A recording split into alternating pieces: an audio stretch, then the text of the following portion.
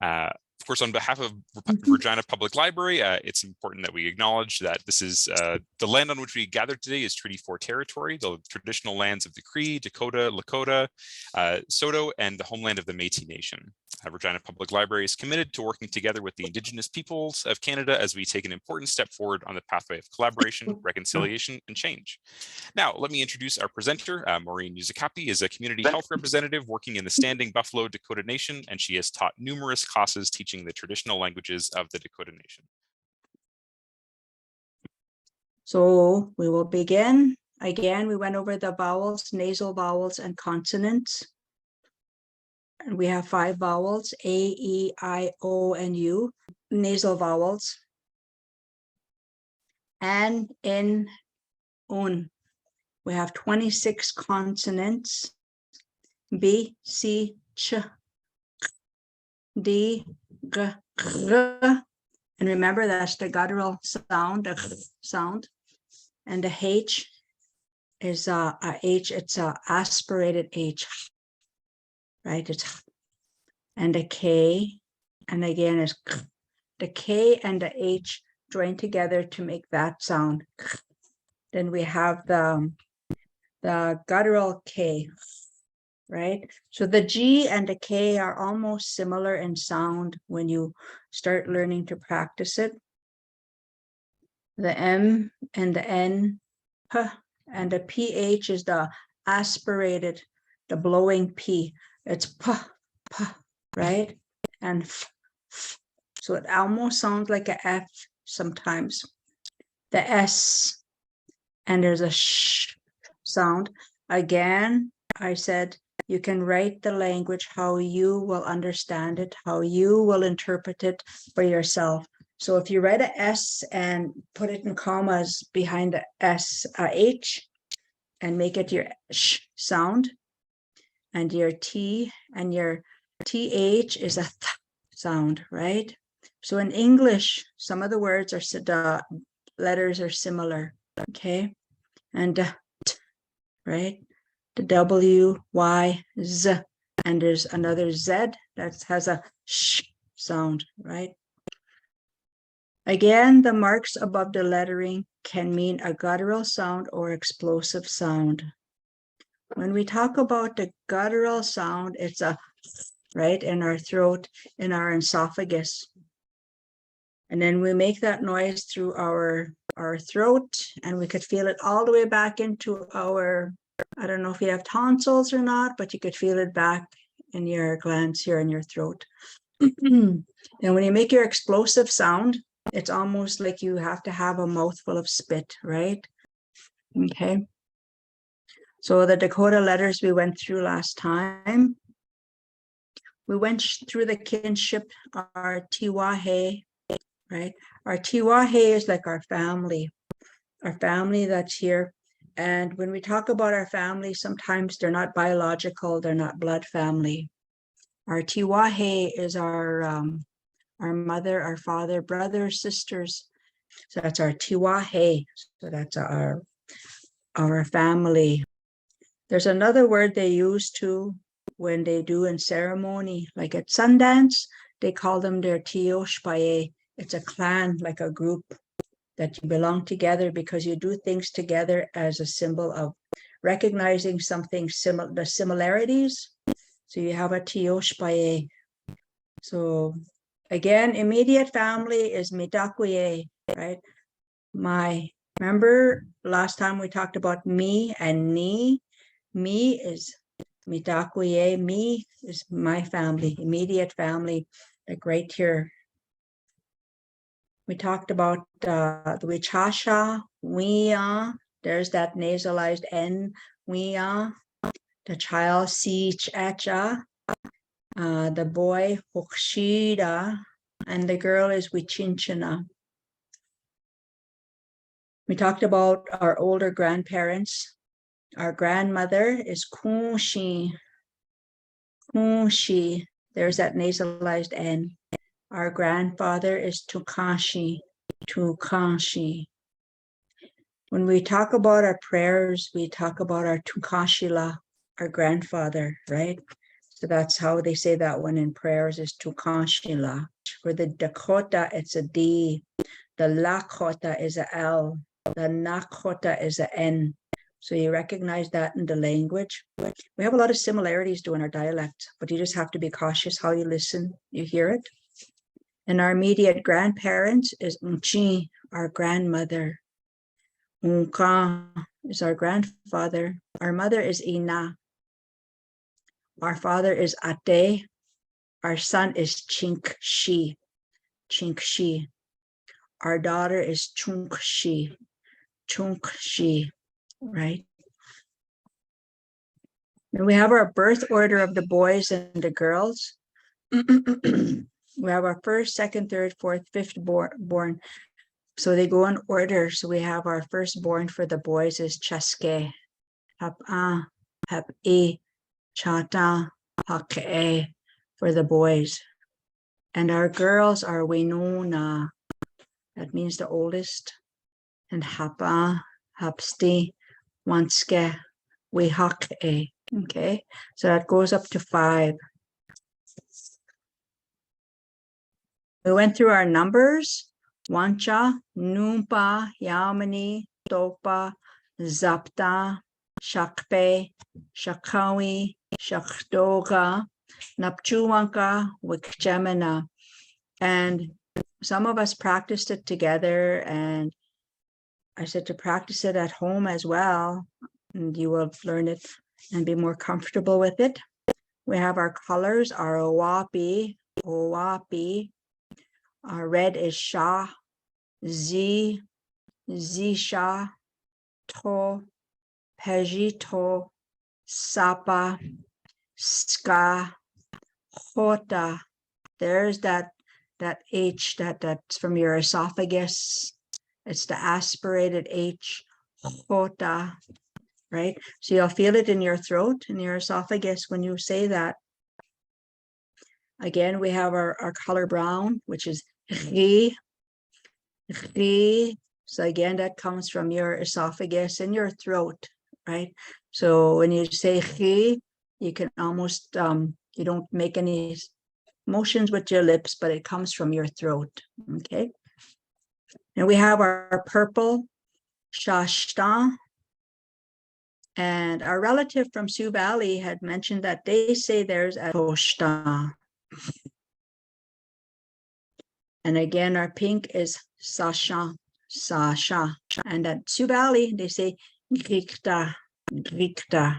So in our territories of our Dakota people, we are very little, but yet we have our similarities and we have our own dialects in our reserves, our communities. So once you start recognizing the different languages, how they say it, in Birdtail, Manitoba, in Chanupa, Wakpa, in Sioux Valley, in Wapayton, in Whitecap, right? We all have our different territorial dialects. I've recognized that some of us, we teach each other how we say our words in our communities, right? We went over our days of the week, 7 days. Impetu Shakawi. Impetu is day. Shakawi is 7. So it's 7 days. We said it in the Dakota. We said it in the literal translation. And we said it in the English. So in Dakota, we say Impetu Owanka Yujajapi. Okay. So literally, that is day, floors, wash, right? And in the English way, it's Saturday, okay? Empetu Owanka Yujajapi. And I was asked why do you guys say that, you know, when you guys used to live in teepees? But we know that some of these words were made after the residential school era, right? So in residential school, the relatives, the ancestors, they were taught how to do household chores, right? They were taught how to do this. So that was their Saturdays that they done. And Sundays was impetu wakan. So literally it's day and holy. Wakan means holy, so that's Sunday. On Sundays, they would have a holy day where they would pray. So that's why they called it impetu wakan. And Monday is impetu wanji. Again, you go back to your numbers, wanji, nupa, yamani, topa, zapta. So we go day first, day 2, day 3, day 4, day 5. Okay. So that's the days of the week that we done. And we done some animals. And in our animals, I said to pluralize them, we have to add a number, right? We have to add a number. So we done some examples here. And then we turned it into a small sentence where we said taksha numpa ri, right? 2 brown deer, right? Then again, mastinsha ri, brown rabbit, right? Then wambadi numpa, 2 eagles, right? Hocha zapta, 5 fish, right? Our tatanka, our shunka wakan, our tachja. There's that H again, tachja. Our hitunkana, again, there's that K, that guttural aspirated K, hitunkana, right? Mastincha, that's a little nasalized N in there, mastincha. And we have our bear, our mato. Our wambadi is the eagle. Our honga is the fish. Okay. Again, I added this in to talk about I want, me and ni, that's me and you, right? I want wachi, right? Chi is what we're going to add to make it that you want something, okay? So I explained about doing a blended language. When I talked about the blended language, where it's for any language, it's not only for Dakota. It's where you say a word of a different language and say it with English. That's a blended language. And a lot of our younger people are learning it that way, and that's good, as long as they're maintaining a language, right? So I added hot dog wachi. I want a hot dog, right? Or else hot dog nupa wachi. I want 2 hot dogs, right? Remember to pluralize a word. To make it more, you have to add a number, or else there's more words that you can add on to it to make it more than 1. Okay. Ooh, give me, right? And then we've done our drinks. Mini was one of them, and that's water. Mini mak'u, give me water, right? Mini mak'u. So we had Asia, him or her, to, or someone also. So that goes for everybody, all of us. So there's Mija, me too. Mija, right? Nija, you too. Nija, that means you. Iya, him or her or somebody. Mia, me. Nia, you. So there's that pattern, the me and the ni, right? And tawa, his, hers, or someone's. Me tawa is mine. Ni tawa is yours. Okay. That's a little thing that you could do to create your sentences. We went through our food, our wojapi, tado, bado, wahampi, ahuiapi, shkuyana. That's shkuyana means sweet, right? So that's sweet bread, ahuiapi, shkuyana. We have our sugar, and that's chahampi, chahampi. Our corn is wamnaheza, wamnaheza. We had our vegetables, right? Takushnishni, takushishni. Our pumpkin is wamanu, wamanu. Onions are pshi, pshi. There's that connecting P and S, pshi. And that comes almost from your nasal and through the back of your throat. Pshi. It's almost aspirated, right? Pshi. Waskuyacha. That's fruits of all kinds mixed together like a fruit salad. And again, that's kind of like a ceremony word, waskuyacha. That's what, when you go to ceremony, Sundance, something, then they have all this big bowl of fruits of all kinds, strawberries, rhubarbs, cherries, everything inside are mixed together. That's called waskuyacha. Our choke cherries are champa, champa. Our oranges are tashpa zizi. Again, our relative from Sioux Valley mentioned that they say rigi tanka, right? So they have their different way of saying orange in Sioux Valley. Our apples are tashpa, tashpa. Our candy is chahampi shashana, chahampi shashana, right? We went through our drinks, our yatka, yatka. Our tea is wachbe, wachbe. There's that H that comes from your palate and the back of your throat. It's almost the aspirated H that you're blowing out, wachbe. Our juice is hampi, hampi. Water is mini, mini. Milk is asampi, asampi. Our coffee is pejuta sapa. Remember we talked about pejuta? That's medicine, right? We say medicine for pejuta. And sapa is black. So that's black medicine, okay? So again, these words were made after residential school. Are connecting words to connect a sentence or connect words to create a sentence. Da is key. That would be added onto a verb.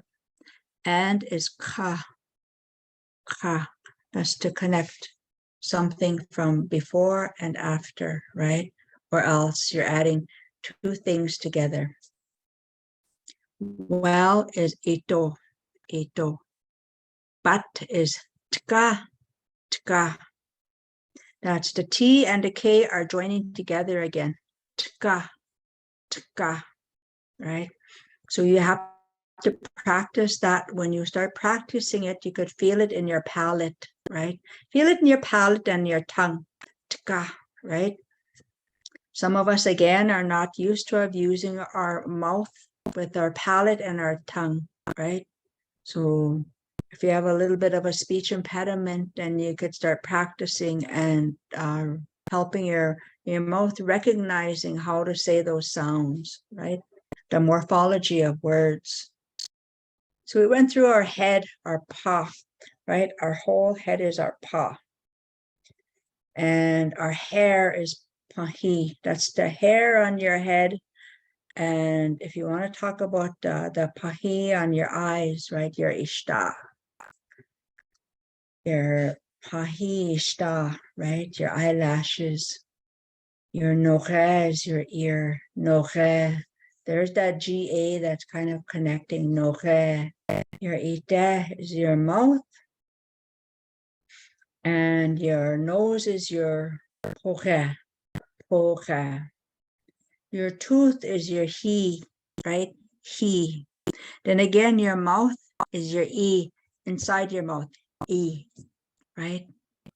Because when you say speaking, you say iapi, that means E, it's your mouth, it comes from inside your mouth. Again, we talked about our body parts, our tacha, our head, is our pa. Our hand is our nape. Nape. Our finger is napsukaza. Your foot is your siha. Siha. Again, your stomach is your tazi, right? That's the outer part of your stomach, not the inside, right? So the outer part of your stomach. Again, your arm is your ishto, ishto. Your ankle is your ishkahu, ishkahu. The S, you could add a H next to it to recognize it as sh sound, ishkahu. Okay, that's your ankle. Again, your whole leg is your hu. It's almost like who, right? When you're asking, who's that, right? But it's who. It's kind of like a blowing out. Who. Okay. And there's our quantity words. We can add our numbers or else we can add some of these. And I know none is not a quantity word, but still I include it as recognizing something that you're explaining about, maybe a tashpa, right? So none is wazicha, wazicha. Once, just once is wancha. Again, when you're using your counting numbers, some people say wancha, and that's okay, right? You say waji or wancha, right? So in the sentence, when we're creating a sentence, we say wancha, right? All, you say owasen, owasen.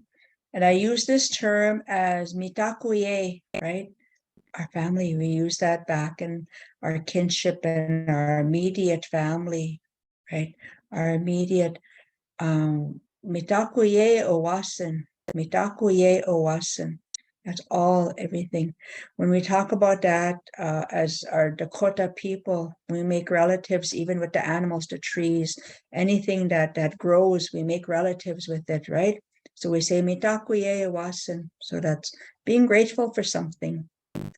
Lots is ota, ota.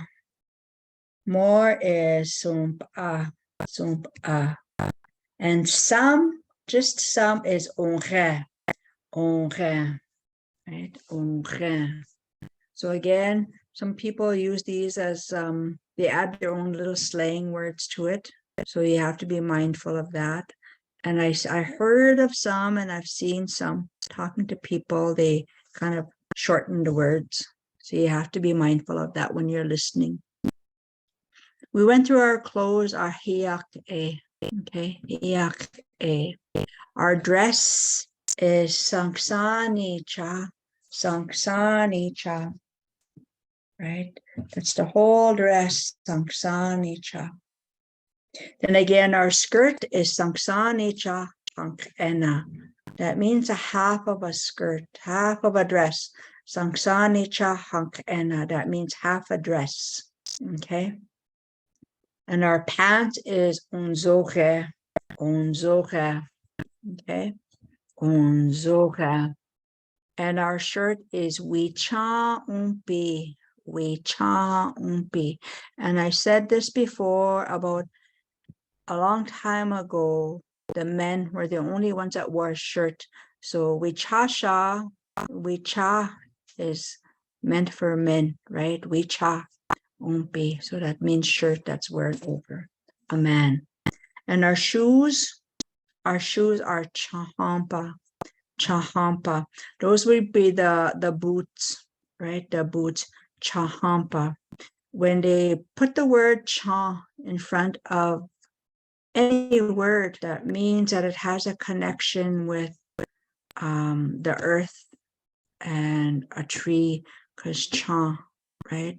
Chahampa. Remember we talked about choke cherries, champa. There's that word cha again. That means it originates from a tree or something that is recognized to the earth. Okay. And hampa is just a shoe, right? Any kind of shoe, like a slipper or sandals. And gloves, na pink pa yukakana. Na pink pa yuka ka na. Our cap is wapaha. Wapaha. We talked about our head. Remember, our head is pa. Right? Our scarf is tahu ochozie. When you say tahu, it's almost like coming from the guttural sound, from your esophagus again. Okay. Ochozie. Tahu is your neck. Okay. Tahu. Ochozie is wrapping around. So it's a scarf. We went through our simple sentences and verb conjugation. So we talked about a subject and a verb.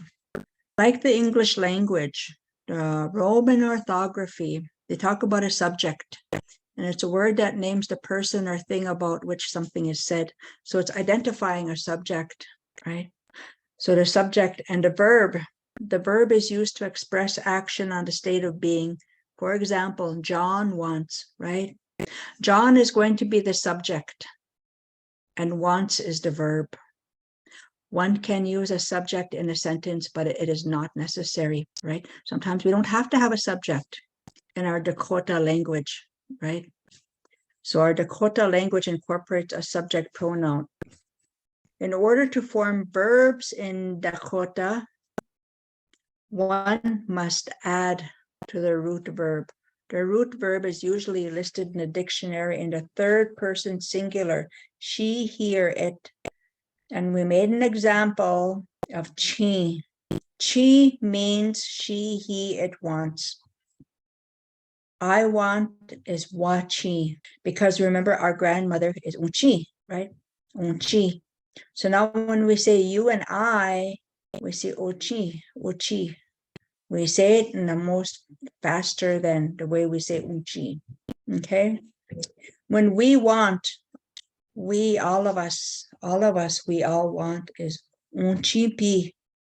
When you're talking about more than two people, you add the pi at the end. Unchipi. The pi is very significant when you're talking in the Dakota language because you're including everybody, right? But if it's just me and you, we're going to say unchi. You all want. That includes all of you, but not me, right? So you all want ya chimp e, ya chump e, right? So that includes everybody, but not me. And they want those ones over there, chimp e, right? So when you listen to people speaking the language, you'll recognize that. You'll recognize how they're conjugating their sentences, right? And you're not going to go say, I know how you conjugated that word. So you're not going to say that. You're going to be learning, right? And hearing, listening. That's how people learn, is by listening.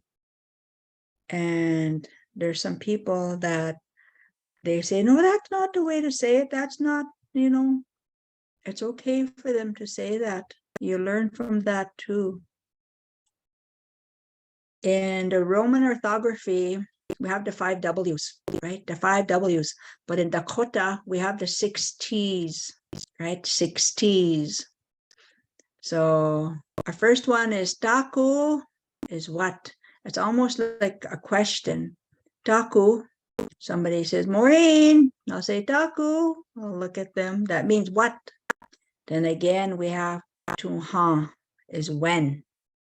We have toked, is how. And we have tokia, is where. Tua is who, right? Tua. Dokcha'un is why. Dokcha'un. These are almost like questions, a one-word question. Dokcha'un. So the K and the C are connecting again. So that's kch, kch. So again, you practice that. Dokcha'un. That's why, right? And this is the pattern that I was talking about, the conjugation pattern. And then you just add your verb in there. Again, I was telling them a couple of classes ago that this book, 550 Dakota Verbs, if you get a chance to look at this book, or if the library has it, get a hold of it. And I think it's online. They do have online books for this, and you could look at it and you could practice it. It's really, really simple. It's easy if you take the time to learn, right? If you want to learn, and then you take the time to read it, and that makes sense. It'll start making sense, right? Okay, so we went through the English to Dakota sentences. There's other words I wanted to include. Then when I start including them, I wanted to go with the email that's going to be allowed on here. You mentioned about once you learn more words, those words can replace the generic something. For instance, you dig up something, right? Will become more specific later, as in you dig up a potato, right? So when we have a placeholder, it's something, and you just add your word in there. Since the subject is incorporated into the verb in Dakota, the Dakota sentence will consist of only one word.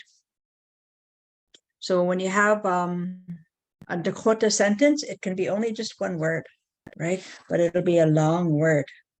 So badoyak. So bado is potato, right? And yak is you dig up, right? You dig up a potato is the English translation, but literally it's potato you dig up, okay? Yak is you dig up something, okay? So again, that's in this book too. So if you look through it and check it out, it's really good. It's really, you learn a lot from this book. And then if you're not doing anything, carry it around and read it when you can. And this other book is this one by Kevin Patchen. See, I don't know if the library has these books there, but this one is a really, really important one, because inside here, he has a disc, right? He has a disc in here. I know everything is that's old fashioned, but I think some of us learned that way with orally. A lot of us learned that way orally. And there's a lot of exercises in here and activities, right? So if you have more than one person in your house, you can learn it together, right? And this is always my favorite. It's something that you can carry along. It's Dakota language by Agnes Ross, and she's Santee, right? Again, we are of different dialects, and this one is Santee. So those are three of the books that I recommend. Okay, so beginning rules for writing sentences. Creating very simple sentences consist of a subject and a verb. Again, we talked about that before when John wants, right? We said John was going to be the subject. The subject comes before or precedes the verb, as in English sentences. You already know that the person is incorporated into the verb. So this one, we're going to use our subject. It's going to be a dog, right? So our Dakota sentence is shunka chi, right? So literally, we're saying dog and it wants, right? Our English translation is the dog wants, right? So when you do your sentences, when you do it in a Dakota sentence, literal and English, like the way we done our days of the weeks, you done it in 3 columns. So that way it's easier for you to understand. And if you write it out the way you would understand it, that will make more sense, right? We have our function words, right? So again, that one, you'll notice in Dakota is the absence of equivalent function words for the English words. A and the. In Dakota, these words are implied, right? The literal translation of the dog wants, it is simply shunka chi, right? If you want to use more than one noun, subject, or object, you must create a plural, right? So again, that's where we added our words to make words plural, or we add a number. We don't S, we don't add a ES, or we don't add a D. Shunkas, we say shunka numpa, shunka yamani, right? We add a number. So implication is assumed according to the sentence, right? So again, plural forms, when we make something plural, more than one. Creating plurals are made with using quantity words that the Dakota noun does not change to reflect a number. You can use a number such as numpa to quantity words unge. Remember, our quantity words is unge, owasin, or tunana. When adding these words to the sentence, the quantity word follows the word they are quantifying, right? So it follows the word that you're making more of. Excuse me. For example, note the placement of the word topa, which means for, and the change in the verb form from the he, she, or it form to the they form, right? So now the Dakota sentence is shunka topa chimpi, right? So literally we're saying dog or they want, right? So you change it to the they form. And the English translation is 4 dogs want. Then you have to add your subject or your to add it to be what they want, right? They want something, right? 4 dogs want a right? A fish. The descriptive words follow the nouns they describe. Okay, so that's an important rule, the descriptive words. And again, PI is added for more, as remember we said when you add PI, it means that there's more than just one. So that's the they form. Negatives, to create a negative sentence or word, place the word shni, right? Shni means something that's, not there. It's negative, right?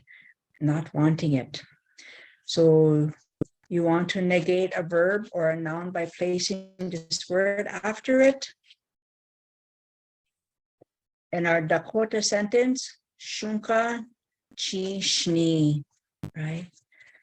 Dog, no, it wants. That's the literal translation. It doesn't sound right, right? But the English translation is no dog wants, right? So that's how it sounds, but it's the dog doesn't want. Fish, right? So that's something that you can create to make a sentence like that. So to negate the verb, place shni after the verb. And again, we've done that with the dog. The dog does not want, right? So literally, dog, it wants not, okay? So when we're making more descriptive words, if there are more than one quantifying or descriptive words describing one noun, they follow the noun in the inverse order that they would in English, right? For example, the 3 black dogs want becomes shunka, that means dog, sapa is black, yamani is 3, chimp-e is want, they, right? So shunka sapa yamani chimp-e. So literally it's dog, black, 3, they want, right? So you're implying that the 3 black dogs want. So the 3 black dogs, they want. So again, you imply something on there that they want something, right? So again, we'll say they want hoja, they want fish, right? So that's another thing that you could add on. So I have to plug in my charger. Hold on. Oh my gosh.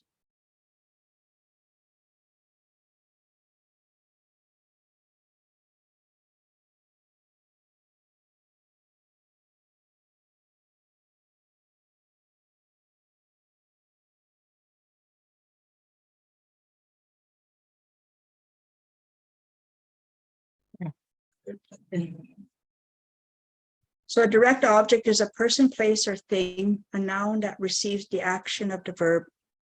If there is an object, the object is placed before the verb, but after the noun, and the noun's adjectives or modifiers.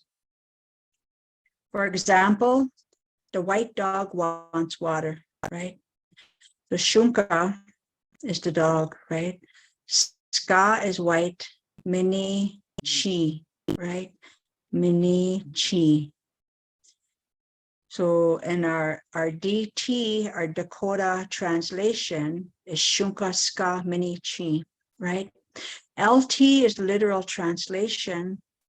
The dog white water it wants.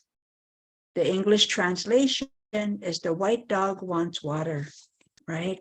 So when you put your sentences like that, the Dakota translation, the literal translation, the English translation, it really helps you to make your sentences. So when you practice some of these, I'm going to email this to the library, and I hope that they email it to you. I forgot to email it before we started. That's my fault. Placement of the direct object. Any adjectives or modifiers to the object are placed after the object, but before the verb.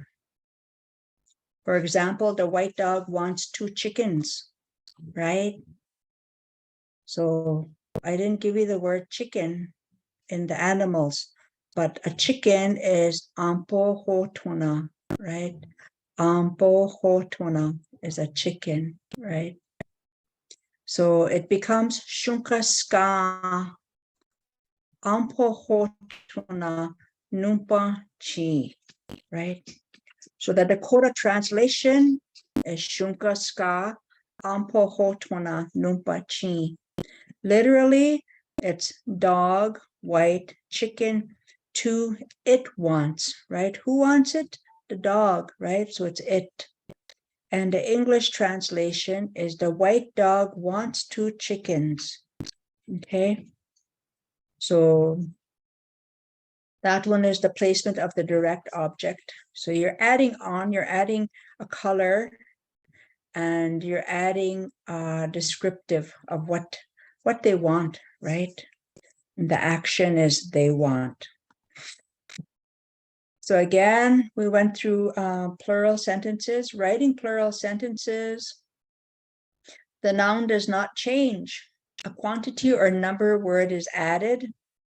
For example, in our Dakota translation, our DT, sich echa zapta shkat api, right? Sich echa zapta shkat api. Children, 5, they play. Shkat api is play. Shkata is play, right? Shkata. So remember, we have to add the PI to make it more than 1. So they play. Okay. So the 5 children play. That's the English translation to that. Okay. So shkata is the verb.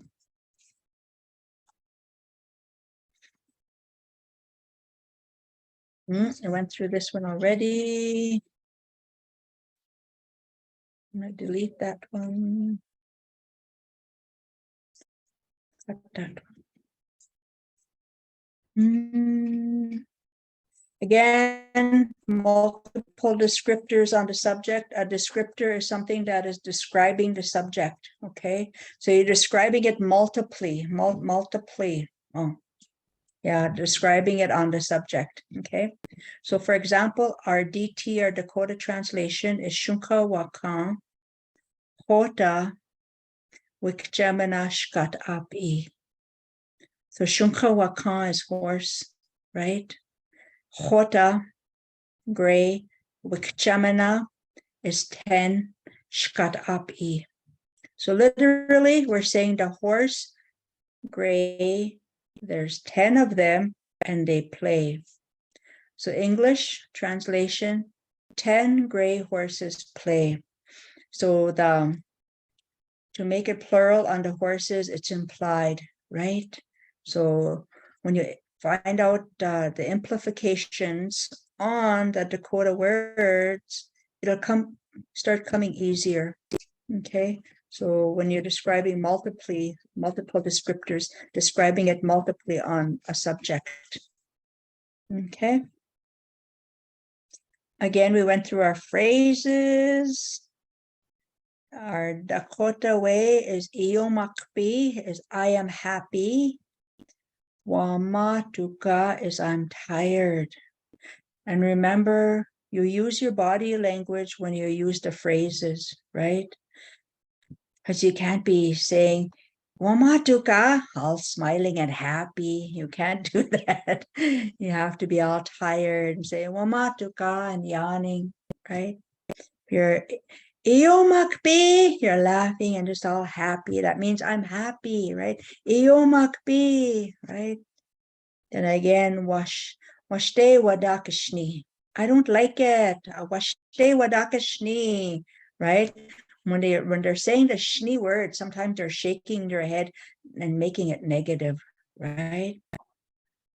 Again, he washte wadakashni. I don't like him or her. That's implying like that person, whether it's female or male. Studwaya shni. Studwaya shni. I don't know, right? Then again, when you're not making it negative, you could stay studwaya. Studwaya. I know. Studwaya, right? So again, your body language emphasizes the language. So studwaya, I know. Studwaya shni, I don't know. Wota yadahe, are you hungry? Wota yadahe. Wota wadahe, yeah. Remember, the female say yeah, the male say do. Wota wadahe, yeah. I am hungry. Wota hadaya, he, she is hungry, right? So ye and do. Remember, the do is the male, the ye is the female. Okay.